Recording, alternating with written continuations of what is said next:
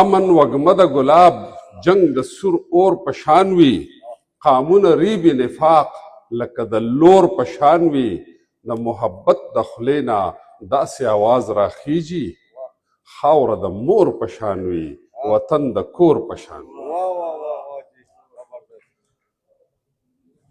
د ملکنډ ډویژن په پښتو شاعرۍ کې د امن تصور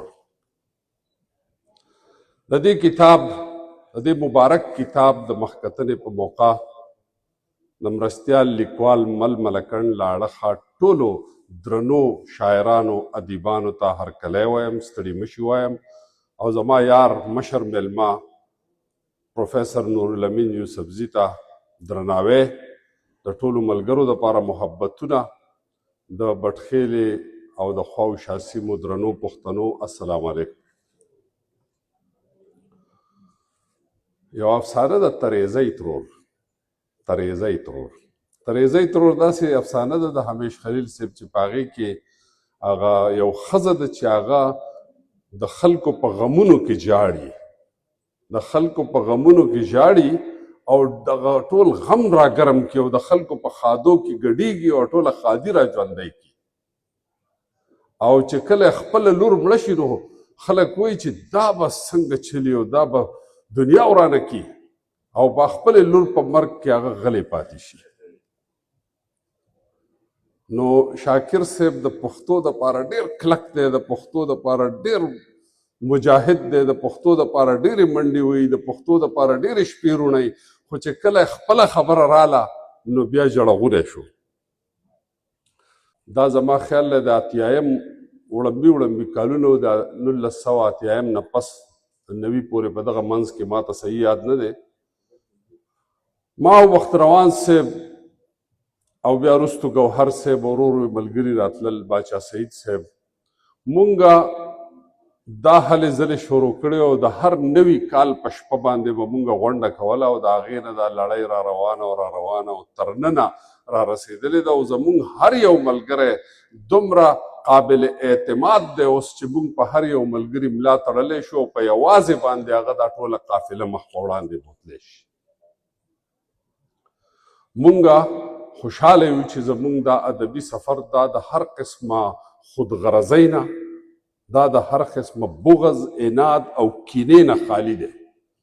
مونږ ملګرو ته لاس یې ښودی دی، مونږ یې چې خپه پې کېده او بره وخېږه او د پښتو خیر راوړه.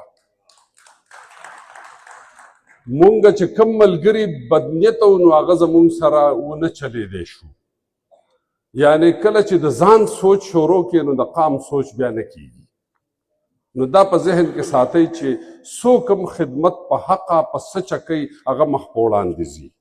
د دې نه پس چې کوم نشست کېدونکی دی نو په هغه نشست کې به تاسو زمونږ هغه ملګري چې هغه زیاتتر شاعران ادیبان نه دي او زمونږ مرستیالان دي، زمونږ ملګري دي، زمونږ ملاتړ دی، هغې ته مونږ د یو درناوي دپاره دا ورپسې سیشن را جوړ کړی دی، هغې زمونږ سره اوږه په اوږه باندې مزل کړی دی او زمونږ سره یې هغسې ژوند تېر کړی لکه څنګه چې مونږ په خپله تېر کړی دی.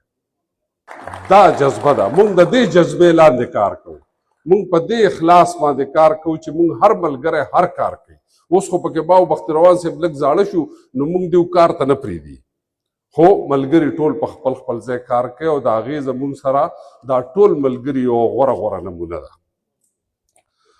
نن 25 کاله پوره شو د مل، زمونږ د سفر نه د مل 25 کاله پوره شو. په دغه 25 کاله کې تنقیدي اجلاسونه هم شوي دي او څنګه چې تاسو ته بختي روان صاحب ټوله قصه سرسري تېره کړه.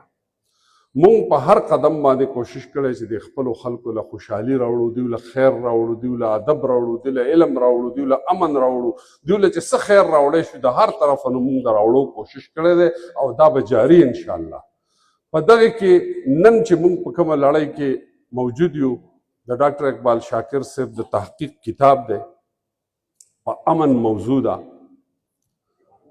امن دا جنت ولې مونږ یادوو؟ خو جنت خو په دې وجه جنت دی چې هلته به امن وي، هلته به څوک په چا کې کار نه لري، ټول خلک به په امن باندې، هر څه به په صحیح ډول روان وي.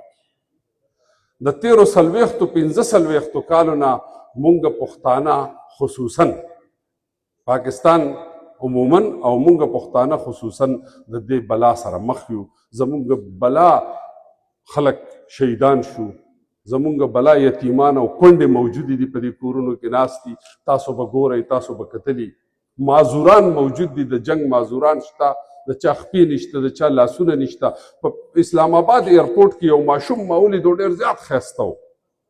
نو ماشوم سره زما ماشومان ډېر خوښ یو، ما سره ډېر زر بلدیږي. نو هغه ته ما داسې خندا مندا کوله، داسې به ورسره محبت کوو. نو هغه زما خواله اخر کې راغی، نو بیا ورسره ما ښکل کو او بیا مې په غېږه کې نیولی او خبرې ورسره کوم. نو په دې دوران کې دا ماشوم مور راغله زما خواله، داسې د شکریې په انداز چې تا زما بچي سره مینه وکړه. خو ما ته ویې وروره وې دې خبرې نه اوري. نو ما ورته ویې ولې؟ وایي چې زمونږ د کور خواته یوه ډېره لویه چاودنه شوې او د ده د غوږونو پردې شلېدلي. نو موږ داسې یو په هر کور کې موږ سنه صاحب نارملټي وینو. نو موږ د نور جنگ توان نه لرو او نه جنگ کوو او نه جنگ د عقل کار دی. موږ په دلیل پوهیږو، موږ په جرګه پوهیږو، موږ په خبره پوهیږو او خبرې په خبرو اواریږي. د جنگ نه بیخي کرکه پکار ده. جنگ چې دی هغه د ځان سره تبایانې راوړي. د ساحر لودیان وي کوم نظم چې تاسو ته بختروان صاحب وویل، نو مونږه د ساحر لودیان وي عاشقان یو، ځکه مونږ شاعران ادیبان شوي یو. مونږ ساحر لودیان وي دې ځای ته را رسولي یو چې ما او بختروان صاحب د 1980 نه واخله تر ننه پورې د یو بل سره یو ځای وخت تېر کړی دی او مونږ خپله مطالعه د یو بل سره شریکه کړې ده. بختروان په ما کې د مطالعې عادت هم اچولی دی. د مطالعې ډېر غټ شوقي دی او خپل زیات بجټ چې دی د په کتابونو خرڅ کړی دی. نو نن چې د شاعر خبره کیږي، نو د شاعر خبره په دې سیمه باندې زمونږ د تنظیم په حواله باندې چې کیږي، نو هغه به تاسو ته ډېره مثبت ښکاري انشاءالله. مونږ شعر و ادب له هم کوشش کړی چې یو وقار ورکو، هغې له یو درناوی ورکو او دا هم کوشش کړی چې ګلیمرایز یې هم کړو چې خلک د شاعرۍ طرف ته د راتلو او د هغې نه د متاثره کېدو کوشش هم وکړي. زه خبرې ډېرې نه کوم، خو چونکې ډاکټر اقبال شاکر خبره ده، نو د هغه په باره کې په روانه کې مې یو 2-3 شعرونه لیکلي چې هغه درته ووایم. د پښتو ژبې توتی غوندې شاعر دی، د پښتو ژبې توتی غوندې شاعر دی، محقق دی او نقاد دی او ناصر دی.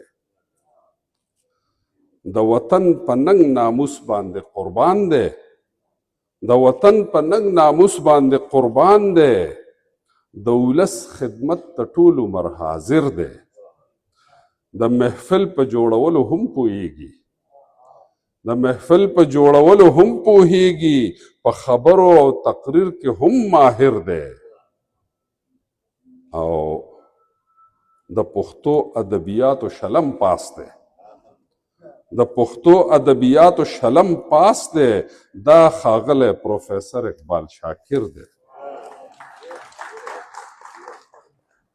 د ده دې زیار ته زه په دې وجه درناوی ورکوم چې د وخت په غږ باندې لبیک ویلي دي او د حالاتو مطابق کې څېړنه هم کړې ده او ریسرچ هغه زیاتې چې د هغې نه خلک زیاته فایده اوچتولی شي. نو د ده دې کار که تاسو وګورئ، تاسې په ډېره ښه رڼا واچوله. دا د ساینسي بنیادونو باندې ډېر پیاوړی کار دی، ځکه هر څو تحقیق ادب نه ګڼم، اختلاف کېدی شي ورسره، خو تحقیق زه ادب نه ګڼم. د تنقید په وجه باندې دا په ادب کې شاملېږي، ځکه چې تنقید د ادب برخه ده. او ځینې خلکو تحقیق ډېر د کمزوري درجې کړی دی او خلکو صرف خانهپوري کړې ده. او شاکر صاحب چونکې ادیب دی، شاعر دی، په زړه کې په سینه کې د خپلې ژبې درد هم شته، نو ده ډېر انصاف کړی دی د خپلې موضوع سره او په دې موضوع کې ډېر خواږه اړخونه دغه کړي دي، را پیدا کړي دي. او موږ چې د خوشحال خان بابا نه راونیسو، خوشحال خان بابا وایي رخنګر هرگز د ملک د پرېښو نه دی. بابا رخنګر هرگز د ملک د پرېښو نه دی، که هر سوی شفاعت شیخ او ملا کا. رحمان بابا هم دا محسوسه کړې ده چې خدای دې وژغوره له هرې پریشانۍ، خدای دې وژغوره له هرې پریشانۍ، ای زما د کور او کلي ودانۍ. او دا لړۍ په مخه را روانه ده. نو چې شاکر صاحب کم حق ادا کړی د خپلې موضوع، ده ته ډېر درناوی، د ده سره د محبتونو اظهار، او د اصل کې شاعر دی، د شاعر له نثر اډو لیکل نه وي پکار قطعا، ځکه چې د ده نه مواد بیا په نثر کې ځي. دی که کالم لیکي نو په نثر کې ته مواد لاړ شي، شاعري خرابه شي. نو پکار دا ده چې نثر کم لیکي، کم چې ښه تخلیقي هنرمند دي نو هغوی د نثر کم نه کم لیکي. خدا چونکې د شاکر صاحب ضرورت و نو د خپلې موضوع سره ډېر انصاف کړی دی. او زه به دا ووایم چې په ولس باندې ایله قدر له غم راشي، چې په ولس باندې ایله قدر له غم راشي، زما د زړه په دواړو سرو سترګو کې نم راشي، او سړي کې زه محسوسومه لکه بریښ د اسمان، سړي کې زه محسوسومه لکه بریښ د اسمان، چې د وطن په نرۍ ملا کې چېرته خم راشي. ډېره مننه، ډېره مننه.